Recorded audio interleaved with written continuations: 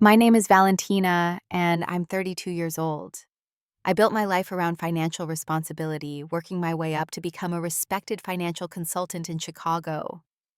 I thought I understood the boundaries between family and finances until I discovered a shocking betrayal. My parents secretly charged $133,000 to my credit card for my sister's graduation trip. What happened next changed everything I thought I knew about family trust and forgiveness. Before I dive into this story, let me know where you're watching from in the comments below. Hit subscribe and stay with me, because you won't believe how my sister turned the tables when our family's darkest secret was exposed. I grew up in a modest neighborhood in Milwaukee where money was always tight. My father worked as an insurance salesman, bringing home inconsistent commission checks. My mother taught part-time at the local elementary school, but her income barely covered our basic necessities. Despite their financial struggles, my parents poured most of their attention and resources into my younger sister, Amanda. Amanda was the golden child from the moment she was born. With her natural charisma and striking looks, she effortlessly became the center of attention. While she excelled in social situations, winning friends and admirers with her infectious laugh and outgoing personality, I took a different path. I was the practical one, the responsible child who understood budgeting by age 10 and started working small jobs by 13. Our childhood home was filled with trophies and framed certificates celebrating Amanda's achievements in drama club and student government. My academic accomplishments, though consistently strong, received passing acknowledgments at best. When I brought home straight A's, my mother would nod appreciatively before turning the conversation to Amanda's upcoming dance recital. This dynamic shaped me in ways I didn't fully understand until adulthood. I became fiercely independent, determined to build security through my own efforts. While my sister relied on our parents' emotional and financial support well into her 20s, I secured scholarships and worked through college, graduating with a degree in finance and minimal student debt. After graduation, I moved to Chicago, eager to establish myself away from my family's complicated dynamics. The distance served me well. I landed an entry-level position at a respected financial consulting firm and threw myself into building a career. 12-hour days and weekend work became my norm. I climbed the corporate ladder methodically, earning promotions and building a reputation for thoroughness and integrity. My visits home grew increasingly rare as my career developed. Each trip to Milwaukee ended the same way, with subtle and sometimes not so subtle requests for financial assistance. A car repair my father couldn't afford, medical bills my mother was struggling to pay, cash for Amanda's textbooks, or rent when she overspent her allowance. These requests put me in an impossible position. I had the means to help but resented being treated like a personal bank rather than a daughter. Still, guilt would wash over me whenever I considered refusing. After all, wasn't this what family did for each other? The lines between generosity and exploitation blurred further with each transaction. Despite these tensions, I maintained contact, calling weekly and sending thoughtful gifts on birthdays and holidays. A part of me still craved their approval, still hoped for the day they would recognize my achievements with the same enthusiasm they showed for Amanda's.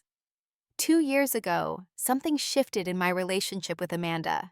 After years of false starts in various fields, she enrolled in a hospitality management program and applied herself with unexpected dedication.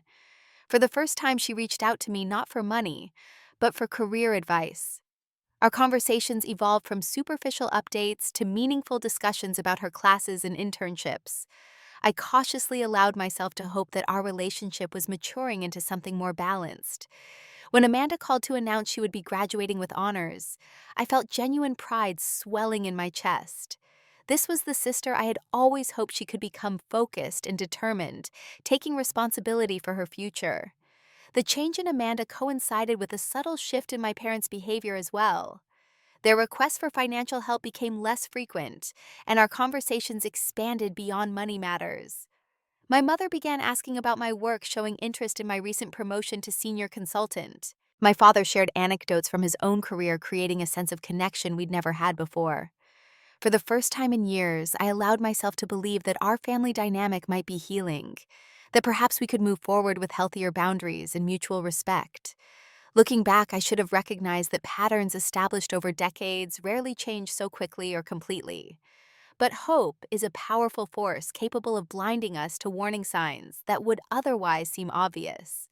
When Amanda's graduation approached, I was determined to celebrate her achievement properly.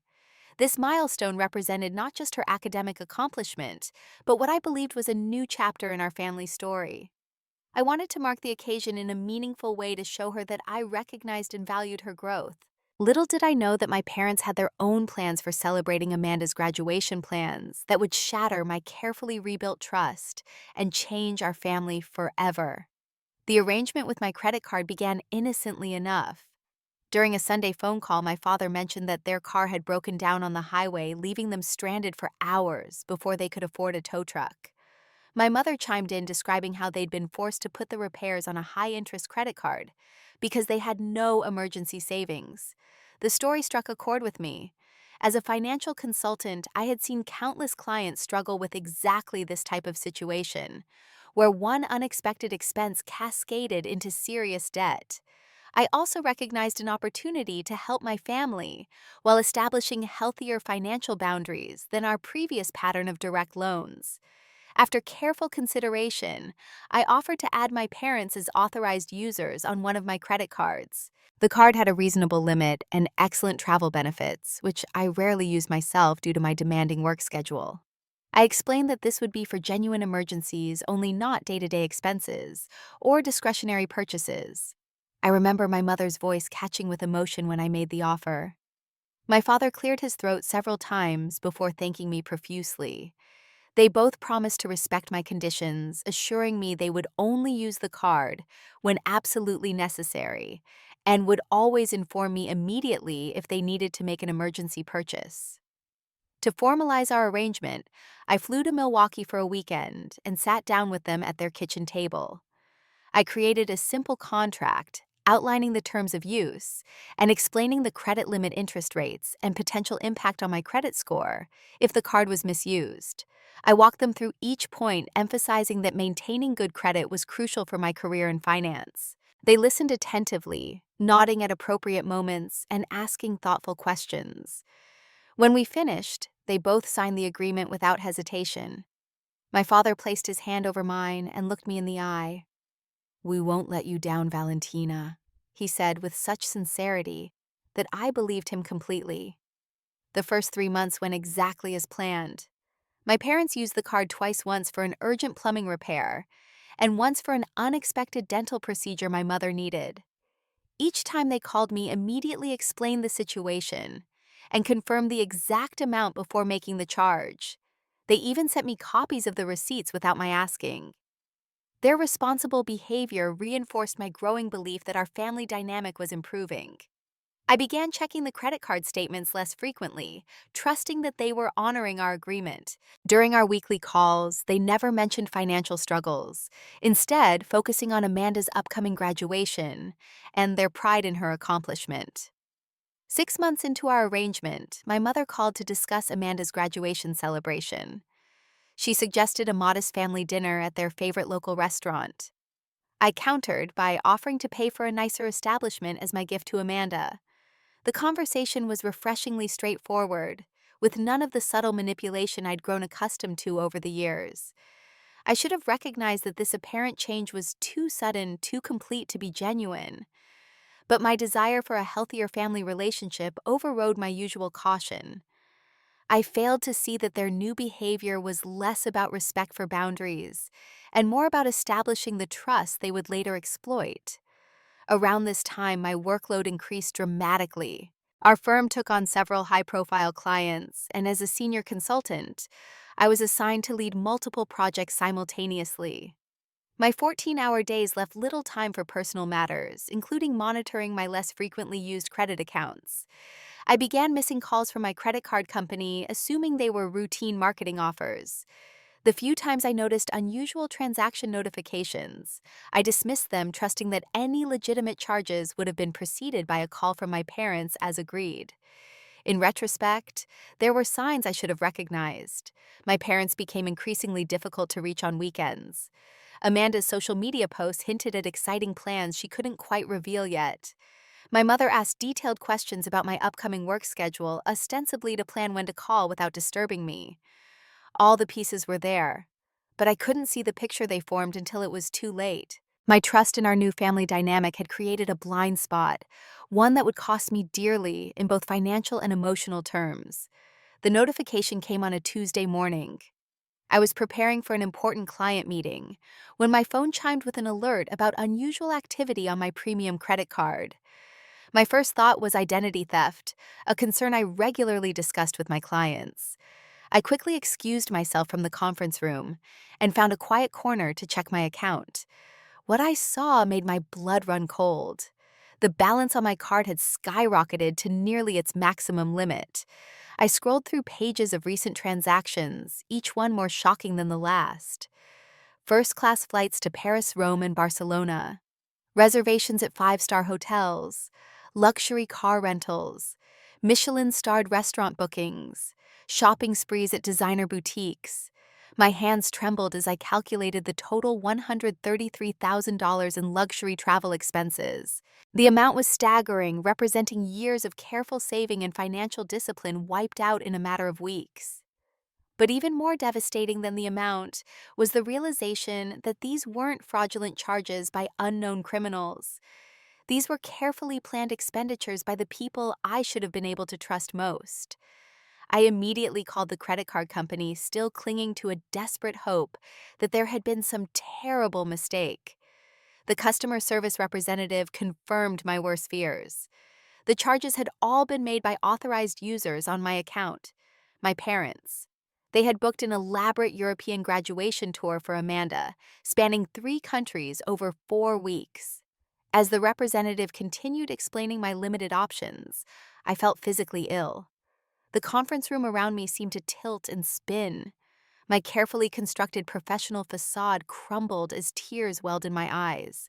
A colleague noticed my distress and quietly closed the door, giving me privacy, as I struggled to process this betrayal. With shaking fingers, I tried calling my parents. Their phones went straight to voicemail. Next, I called Amanda with the same result. My text messages remained unanswered. The silence felt calculated, as if they had anticipated my discovery and deliberately made themselves unreachable. In desperation, I opened Instagram and navigated to Amanda's profile. Her most recent post, uploaded just hours earlier, showed her beaming in front of the Eiffel Tower. My parents flanked her on either side, all 3 holding champagne flutes in a celebratory toast. The caption read, "Best graduation gift ever. So grateful for my amazing family making this dream trip possible." There was no mention of me, no acknowledgement that this lavish experience was being funded through my credit card without my knowledge or consent. They were presenting this trip as a gift they had given, erasing my involuntary role entirely. I scrolled through more recent photos, each one twisting the knife deeper. Amanda lounging by a rooftop pool with a view of Paris. My father enjoying a gourmet meal. My mother modeling an obviously expensive new outfit outside a boutique I could never afford to shop at myself. The betrayal cut deeper with each image. While I had been working 14-hour days to maintain my financial security and professional reputation, they had been living in luxury at my expense. The careful boundaries I had established had meant nothing to them. The contract we had signed was just a piece of paper forgotten the moment it became inconvenient. Beyond the immediate financial impact, my mind raced to calculate the broader consequences. My credit score, which I had nurtured meticulously since college, would take a significant hit from this level of utilization. I was in the process of renewing the lease on my apartment, which required a credit check. Several of my clients were financial institutions that regularly reviewed the credit histories of their consultants as a condition of employment. Everything I had worked for was now at risk. And for what? So my parents could play the role of generous benefactors. So Amanda could have a graduation experience far beyond what most people could ever dream of. The selfishness and entitlement behind their actions left me breathless with anger and grief. I closed my laptop and canceled my meetings for the day, claiming a family emergency. The irony of that excuse wasn't lost on me. This was indeed a family emergency, just not in the way my colleagues would assume. I went home in a daze, alternating between numbness and waves of intense emotion. That evening, after dozens of unanswered calls and messages, I received a single text from Amanda. It was a photo of her and my parents at a rooftop restaurant overlooking the Seine, with the casual message, "Wish you were here," as if I had simply declined an invitation rather than been deliberately excluded from their plans while being forced to foot the bill. That text was the final straw. I made a decision that would change everything. If they wouldn't answer my calls, I would have to confront them in person no matter the cost. The irony wasn't lost on me as I used my emergency savings to book a last-minute flight to Paris. Under different circumstances, this would have been an exciting first trip to Europe.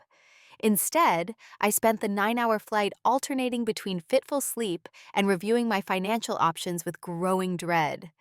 I arrived at Charles de Gaulle Airport exhausted and disoriented, but driven by a singular purpose. The taxi ride to their hotel in central Paris gave me time to rehearse what I would say, though no practice could fully prepare me for the confrontation ahead. The Hotel Le Royal Monceau was more opulent than any accommodation I had ever stayed in. Crystal chandeliers hung from ornate ceilings, and plush red carpets cushioned each step. At the front desk, I asked for my parents' room, only to be politely informed that guest privacy was protected. Without a reservation of my own, I couldn't go up. Left with no choice, I settled into a velvet armchair in the lobby with a clear view of the elevators. Hours passed as I waited, running through imagined conversations and watching wealthy travelers come and go. Just as my exhaustion threatened to overwhelm me, I spotted them. My parents and Amanda stepped out of the elevator dressed for a night out. Amanda wore a black cocktail dress I didn't recognize, likely another purchase on my card. My mother had her hair styled in an elaborate updo that must have cost hundreds. My father wore a tailored suit that fit him better than anything I'd ever seen him in before. They were laughing completely carefree until their eyes met mine. The shock on their faces would have been comical under different circumstances. My mother froze mid-sentence. My father's smile disappeared. Amanda looked confused, then horrified as understanding dawned. "Valentina."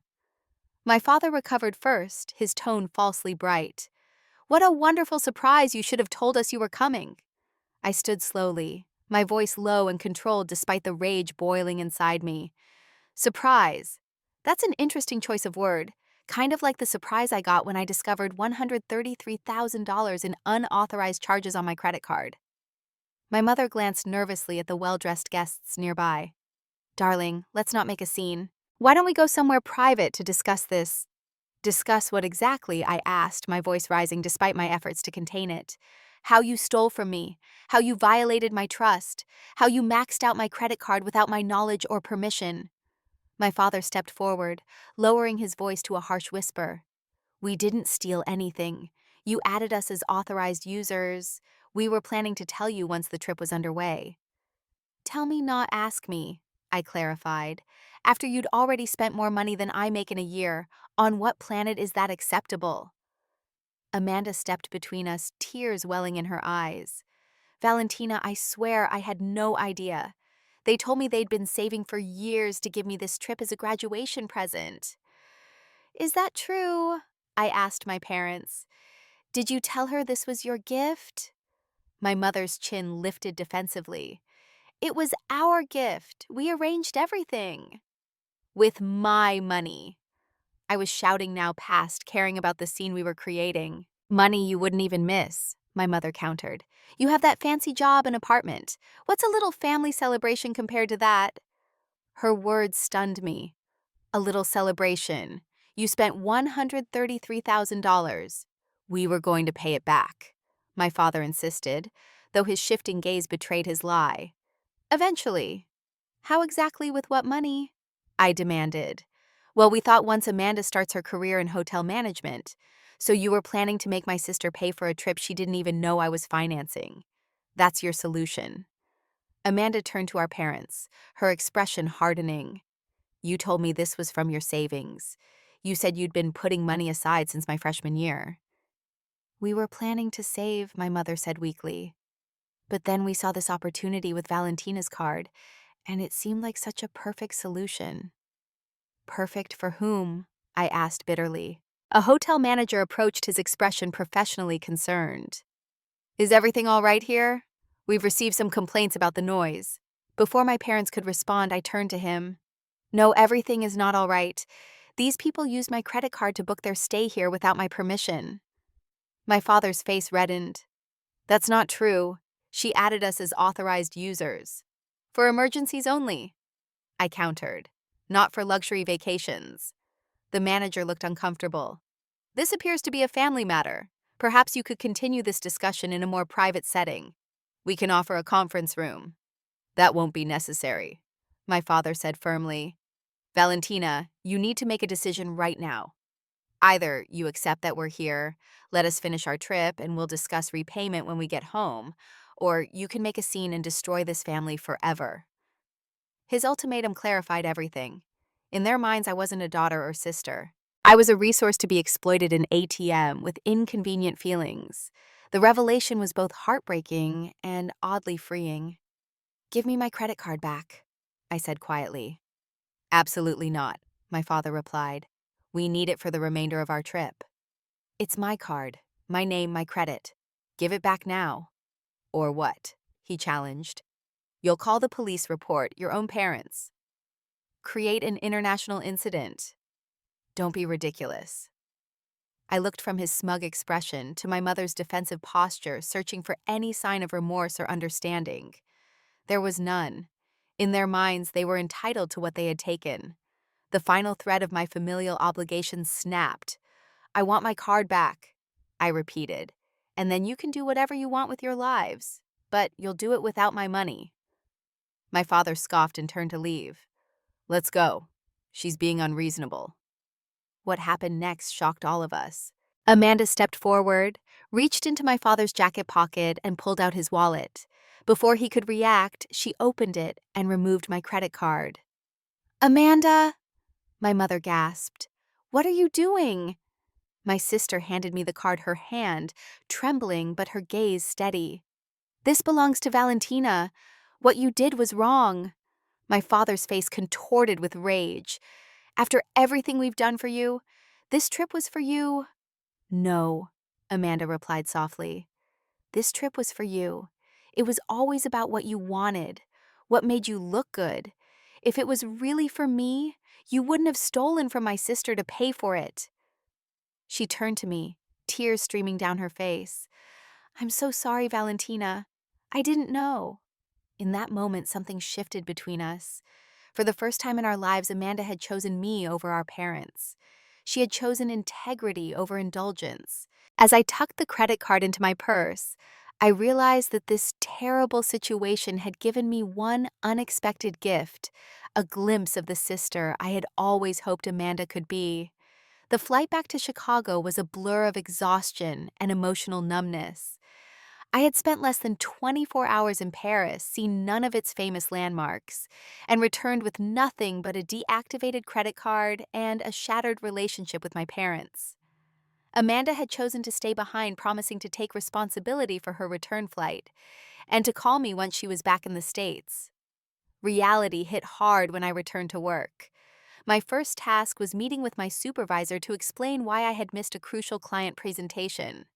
Financial consulting is built on trust and responsibility, and my unexplained absence had raised concerns. I made the difficult decision to be honest, explaining the family emergency in broad terms, and acknowledging that my credit score might be affected in the coming months. To my relief, she was understanding, sharing that she had experienced financial exploitation by family members earlier in her career. She assured me that as long as I maintained transparency and continued my excellent work, my position was secure. Her compassion was a small bright spot in an otherwise devastating period. The process of damage control was both exhausting and humiliating. I spent hours on the phone with the credit card company explaining the situation and exploring my limited options. Because I had officially added my parents as authorized users, the charges were technically legitimate from the company's perspective.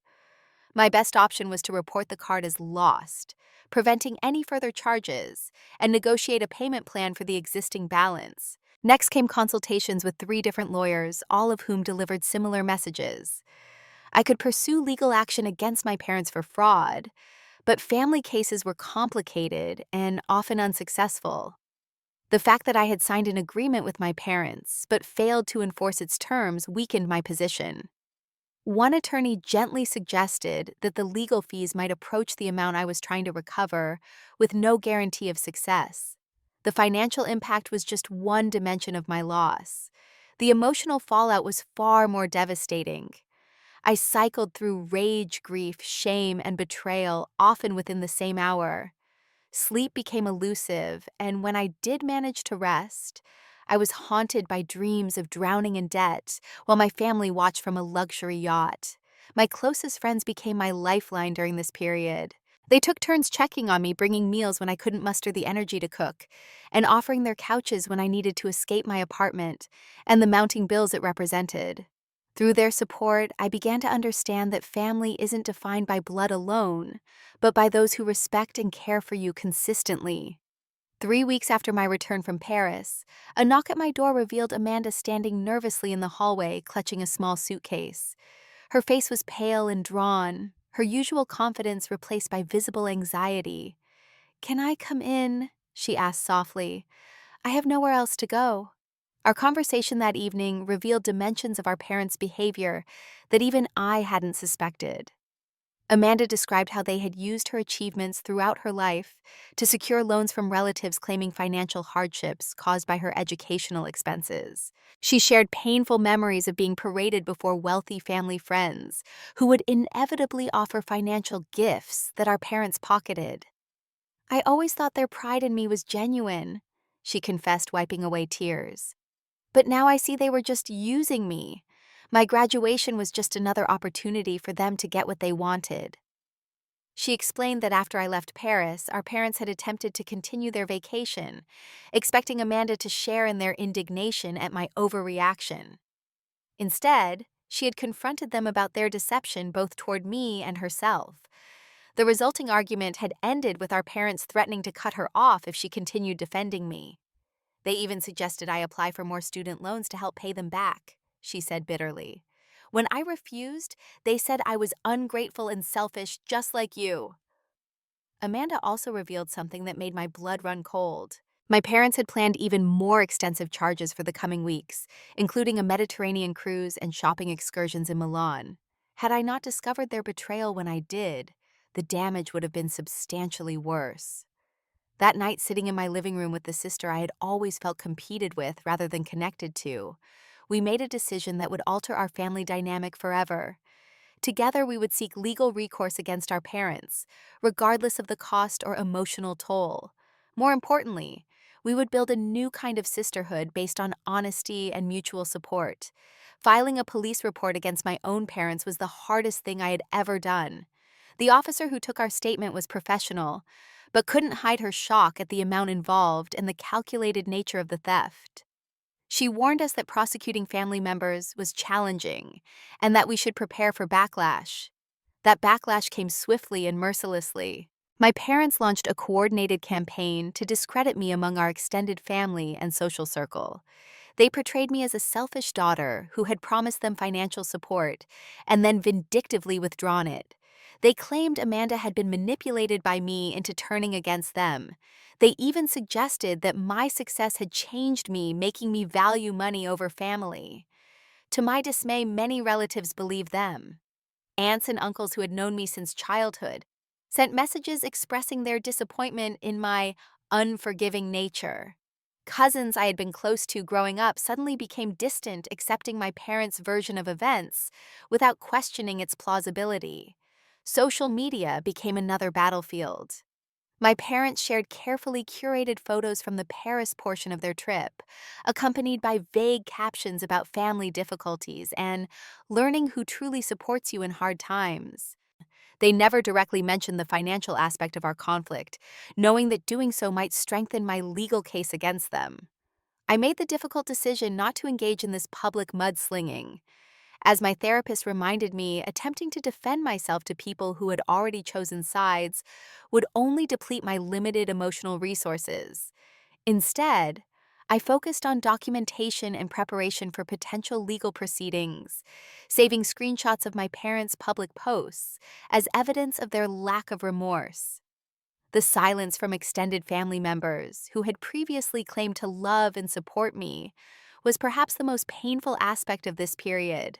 People who had celebrated my graduations, attended my birthday parties, and claimed pride in my achievements now couldn't bring themselves to even ask for my side of the story. Their willingness to accept my parents' narrative without question revealed how superficial many of these relationships had been all along. Through this painful process of familial disintegration, Amanda remained steadfastly by my side. The sister who had once seemed like a stranger to me became my most loyal ally, offering emotional support, even as she grappled with her own sense of betrayal and loss. For the first time in our lives, we weren't competing for attention or resources. Instead, we were building something new from the ashes of our family's destruction. My first step toward financial recovery came through consultation with a trusted advisor from my firm. She reviewed my situation without judgment and helped craft a sustainable plan to address the massive debt. The path forward was painful but clear. Sell assets, cut expenses, increase income, and negotiate with creditors. I sold my beloved Audi, a car I had purchased to celebrate my promotion to senior consultant 2 years earlier. Watching it drive away with its new owner felt like surrendering a symbol of my hard-won success. I replaced it with a 10-year-old Honda that ran well, but held none of the prestige I had foolishly valued. My apartment, a spacious one-bedroom in a doorman building with a view of Lake Michigan, was the next sacrifice. I broke my lease, paying a penalty that felt insignificant compared to my overall debt, and moved to a studio in a less desirable neighborhood. The new place was clean but basic, with none of the amenities I had grown accustomed to. These material sacrifices were difficult but straightforward. More challenging was the mental and emotional work required to rebuild my sense of security and self-worth. I began seeing a therapist specializing in family trauma, committing to weekly sessions, despite their impact on my already strained budget.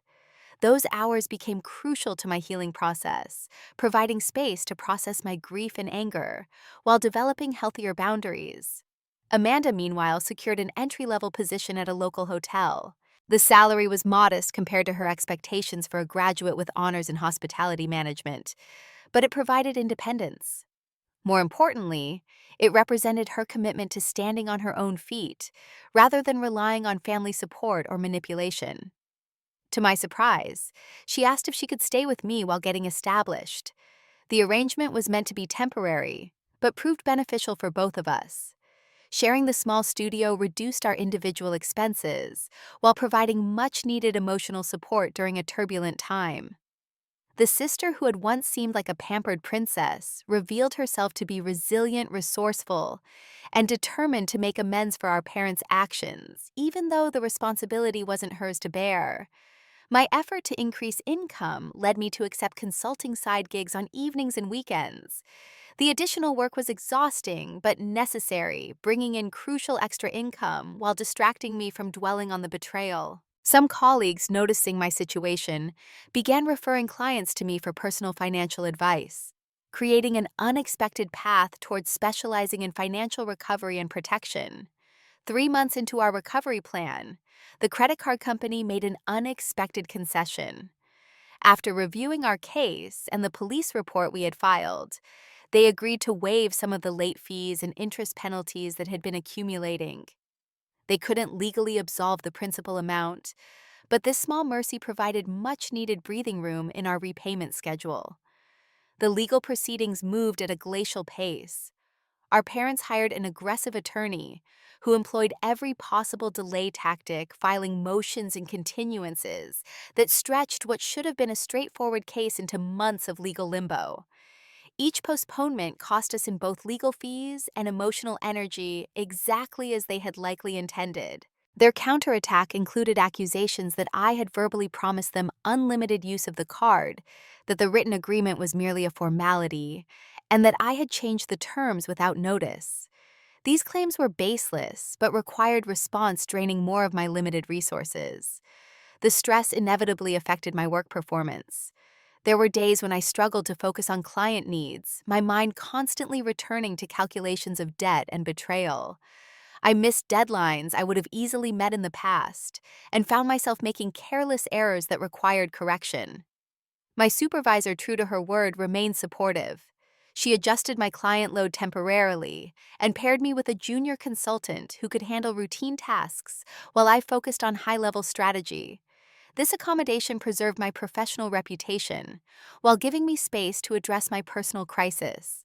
As news of my situation spread within the firm, something unexpected happened. Colleagues began sharing their own experiences with family financial abuse. A senior partner revealed that his brother had stolen his identity during college, creating debt that took years to resolve. A fellow consultant described how her mother had drained a joint account intended for medical expenses. A junior team member shared that his parents had taken student loans in his name without his knowledge. These stories helped me recognize that my experience, while painful, was not unique. Financial exploitation within families was a largely unacknowledged epidemic, crossing socioeconomic and cultural boundaries. The shame that had initially silenced me gave way to a determination to address this issue more openly. With the support of these colleagues, I began organizing informal support meetings for victims of family financial fraud. What started as coffee conversations evolved into a structured support group with growing membership. We shared resources, recommended attorneys and therapists, and most importantly, validated each other's experiences in a world that often dismissed family financial abuse as mere misunderstandings. Amanda attended these meetings with me, offering the valuable perspective of someone who had unwittingly benefited from financial exploitation before choosing to stand against it. Her insights helped other participants understand the complex family dynamics that enabled such betrayals and informed our developing strategies for prevention and recovery. As the months passed, we began to see small improvements in our situation. My credit score, which had plummeted after the incident, began a slow upward trend as I made consistent payments and maintained lower utilization on my remaining accounts. Amanda received her first promotion at the hotel, a modest advancement that nevertheless boosted her confidence and income. Our first holiday season without parental contact brought mixed emotions. The absence of traditional family gatherings left a painful void. Yet we also experienced relief at escaping the manipulation and performance that had characterized previous celebrations. Together, we created new rituals, simple but meaningful moments that honored our evolving definition of family. We hosted a small gathering for friends who had supported us through the crisis, cooking an elaborate meal in our tiny kitchen and exchanging thoughtful but inexpensive gifts. As I looked around at these people who had chosen to stand by us without obligation or expectation, I recognized that we were creating something precious, a chosen family built on mutual respect, rather than exploitation disguised as love. 1 year after discovering my parents' betrayal, I stood before an audience of financial professionals, sharing my story publicly for the first time. The conference focused on financial abuse prevention, and my session addressed the particular challenges of intra-family exploitation. The vulnerability of speaking openly about my experience was terrifying but necessary part of both my healing process and my commitment to helping others avoid similar pain. Financial abuse doesn't always look like a stranger stealing your identity, I told the attentive crowd. Sometimes it wears the face of someone who once tucked you in at night. Sometimes it calls you on your birthday while planning to exploit your trust. Sometimes it tells you that love means sacrificing your financial security for someone else's desires. The response was overwhelming. Dozens of attendees approached me afterward, sharing their own experiences or seeking advice about situations with family members. Financial professionals admitted they rarely screened for family exploitation when working with clients showing signs of financial distress. Several asked if I would consider consulting with their firms to develop better protocols for identifying and addressing these issues. This unexpected response helped crystallize a new direction for my career. While maintaining my position at the consulting firm, I began developing specialized workshops on protecting oneself from financial exploitation by family members. These presentations combined practical safeguards with emotional support strategies, acknowledging that financial boundaries with family involve both practical and psychological dimensions. My professional evolution paralleled progress in our legal case. After 15 months of procedural delays, we finally reached a settlement with our parents. The court ordered them to repay the full amount charged to my card, structured in monthly installments over 5 years. While I harbored doubts about their compliance with this judgment, having the court formally recognize their wrongdoing provided a measure of validation that money alone couldn't offer. Amanda's career continued its positive trajectory. Her diligence and natural talent for hospitality management earned her a promotion to assistant event coordinator at the hotel. She moved into her own apartment, a modest but comfortable space that represented her growing independence. The sister who had once seemed defined solely by our parents' attention was blossoming into a confident, self-sufficient adult. Our relationship evolved from trauma bonding to genuine friendship. We discovered shared interests and compatible personalities that had been obscured by our parents' manipulative triangulation throughout our childhood. The competitive dynamic they had deliberately fostered between us gave way to mutual support and appreciation. Some extended family members, initially swayed by our parents' narrative, gradually recognized discrepancies in their story. An uncle who worked in banking questioned how they could have afforded such a lavish European vacation on their modest income. A cousin noticed their social media posts contradicted their private claims about the nature of our conflict. A few reached out tentatively, seeking to understand what had really happened. These reconnections were welcome, but proceeded with careful boundaries. I had learned the hard cost of unexamined trust and would not make the same mistake twice, even with relatives I had once loved unconditionally. Those who earned a place in our reconstructed family circle did so through consistent respect and genuine effort to understand our experience. Our parents made several attempts at reconciliation, though none acknowledged the fundamental breach of trust that had occurred. Their overtures typically framed the situation as a misunderstanding that had gotten out of hand, minimizing both their actions and the consequences I continued to face. When I maintained firm boundaries requiring explicit acknowledgement and meaningful restitution, before considering any relationship, they retreated to their familiar position of painting me as unforgiving and materialistic. Their attempts to manipulate Amanda proved equally unsuccessful. The tactics that had worked throughout her childhood, alternating lavish praise with withering criticism, no longer swayed her. She maintained polite but distant contact, refusing to be drawn into discussions about me or to serve as a channel for indirect communication.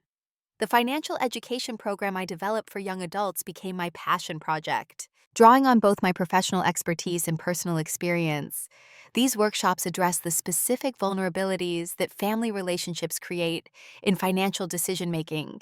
Participants learned practical strategies for maintaining healthy boundaries while navigating the emotional complexities of money conversations with parents, siblings, and extended family. As I guided others through these difficult waters, I continued my own journey toward healing. The process of forgiving myself for trusting too readily and monitoring too loosely proved more challenging than I had anticipated. My therapist helped me recognize that my desire for family connection had been normal and healthy, even if my parents had exploited it. The fault lay not in my capacity for trust, but in their willingness to betray it. This realization led to a healthier understanding of generosity and financial support. I had swung from one extreme to another, from overly trusting to completely closed off. With time and reflection, I found a middle path, one that allowed for thoughtful giving, without surrendering my security or autonomy. I learned to recognize the difference between genuine needs and manipulative demands, between appropriate assistance and enabling dependency. The most unexpected gift of this painful journey was the authentic relationship that emerged between Amanda and me. The sister who had once seemed like a stranger, then a co-victim, eventually became one of my closest friends and strongest supporters. Our shared experience of betrayal could have driven us further apart, but instead forged a bond stronger than blood alone could create. As the second anniversary of that fateful credit card notification approached, I found myself in a place of unexpected peace. The financial wounds were slowly healing. My credit score had recovered significantly. The debt, while still substantial, no longer threatened my stability. More importantly, The emotional scars had begun to fade, allowing me to engage with life fully, rather than from behind walls of suspicion and resentment. I had learned that success isn't measured by credit limits or luxury purchases, but by the authenticity of our connections and the integrity of our choices. I had discovered that family can be reconstructed around values rather than obligations, around mutual respect, rather than exploitation disguised as love. And I had found that even the deepest betrayal can, with time and intention, lead to growth and renewed purpose. My story isn't one of perfect resolution or tidy endings. My parents continue to make minimal payments on their court-ordered restitution. Some family relationships remain fractured beyond repair. The financial setback delayed several life goals I had been working toward. But these ongoing challenges no longer define me or limit my capacity for joy and connection. Today, I choose to focus not on what was taken from me, but on what I have built from the aftermath. A career with purpose. A relationship with my sister based on genuine care rather than competition. A chosen family of friends who value my well-being above what I can provide for them. A life guided by authenticity rather than appearances. If you're watching this and recognizing similar patterns in your own family dynamics, please know you're not alone. Financial abuse by family members is more common than most people realize, and recognizing it is the first step toward protecting yourself. Have you experienced financial manipulation by people you trusted? Share your story in the comments if you feel comfortable. Like and subscribe if this resonated with you. And share this video with someone who might need to hear that family love should never come with financial exploitation attached. Thank you for listening to my story. And remember that sometimes the most powerful act of self-love is establishing clear boundaries with those who fail to respect them.